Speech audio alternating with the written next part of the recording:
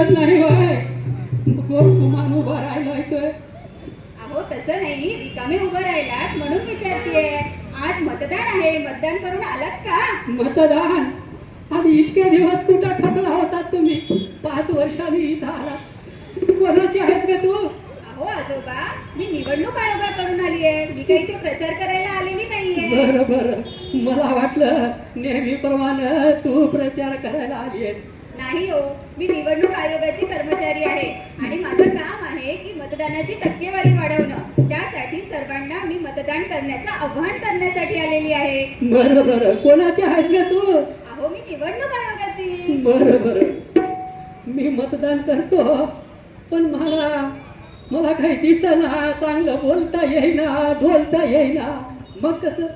बरं, तुमची चालण्याची अडचण आहे तर. हा, अहो यावेळी निवडणूक आयोगानं तुमच्यासारख्या ज्येष्ठ व्यक्तींसाठी गाडीची सुविधा केलेली आहे. खरंच की काय?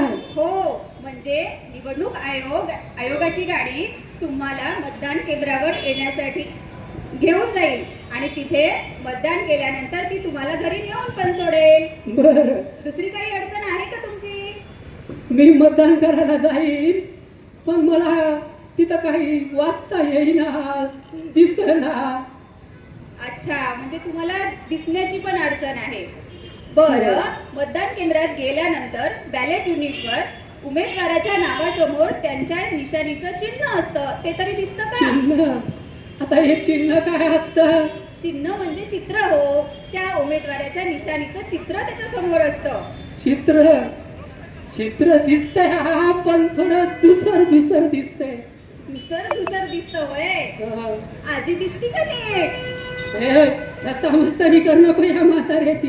कोणाची आहेस ग तू? अहो मी निवडणूक आयोगाची. तीनदा तर बरं सांगितलं. बरं, बरं, मला असं म्हणायचं होतं, आजीला नीट दिसतं का?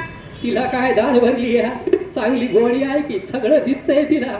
अहो मग चांगलंच आहे की तुम्ही तुमच्या सोबत आजीला सुद्धा घेऊन जा. बरं म्हणजे बरं. काय होईल, निवडणूक आयोगानं ज्या व्यक्तींना मतदान केंद्रात गेल्यानंतर नीट दिसत नाही किंवा काय करावं असं सुचत नाही, हा, त्या व्यक्ती आपल्या सोबत एक मदतनीस म्हणून घेऊन जाऊ शकतात. मग तुम्ही आजीला घेऊन जा किंवा तुमच्या नातवाला किंवा तुमच्या विश्वासातल्या कुठल्याही एका व्यक्तीला तुम्ही मदतनीस म्हणून घेऊन जाऊ शकता. बरं, निवडणूक आयोगानं चांगली व्यवस्था करून दिली आहे म्हणा की. हा. कोणाची आहेस ग तू? अहो आजोबा, मी निवडणूक आयोगाची. बरं, मग मी जर मतदान करायला गेलो तर मी माझ्यासोबत माझा नातू किंवा माझ्या बायकोला घेऊन जाऊ शकतो, होय का नाही? हो, अहो एवढंच काय, तुम्ही तरी थोडस चालू शकता, बोलू शकता, तुम्हाला दिसतं, दुसर का होईना पण दिसतं. पण निवडणूक आयोगानं यावेळी अजून एक व्यवस्था केलेली आहे. कोणती? जे व्यक्ती अंथरुणात पडून आहेत किंवा जे घराबाहेर पडू शकत नाही, हा. ज्यांचं वय वर्ष हे 85 वर्षापेक्षा जास्त आहे, जे जागेवरून हलू शकत नाही, अशा व्यक्तींचं मतदान हे त्यांच्या घरी करण्याची सुविधा निवडणूक आयोगानं उपलब्ध करून दिलेली आहे. फक्त त्यासाठी आपल्याला एक नोंदणी फॉर्म आधी भरावा लागतो. त्यानंतर निवडणूक आयोगाचे कर्मचारी तुमच्या घरी येऊन तुमचं मतदान करून घेतात. बरोबर. अजून एक समस्या आहे. काय? मागच्या वेळेला मला नेलं होतं तिकडं मतदान करायला गाडीत बसून. अच्छा. गेलं, मतदान करून घेतलं आणि दिलं तिकडं सोडून. नाही, यावेळी असं अजिबात होणार नाही. निवडणूक आयोगाची गाडी तुम्हाला घरी घेण्यासाठी येईल सुद्धा. मतदान केंद्रावर मतदान झाल्यानंतर तीच गाडी तुम्हाला घरी नेऊन सुद्धा सोडणार आहे. बरोबर. कोणाची आहेस ग तू? चांगली माहिती दिलीस.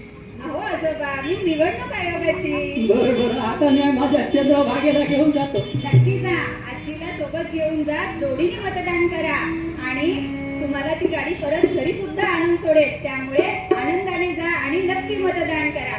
चांगली माहिती सांगितलीस तू.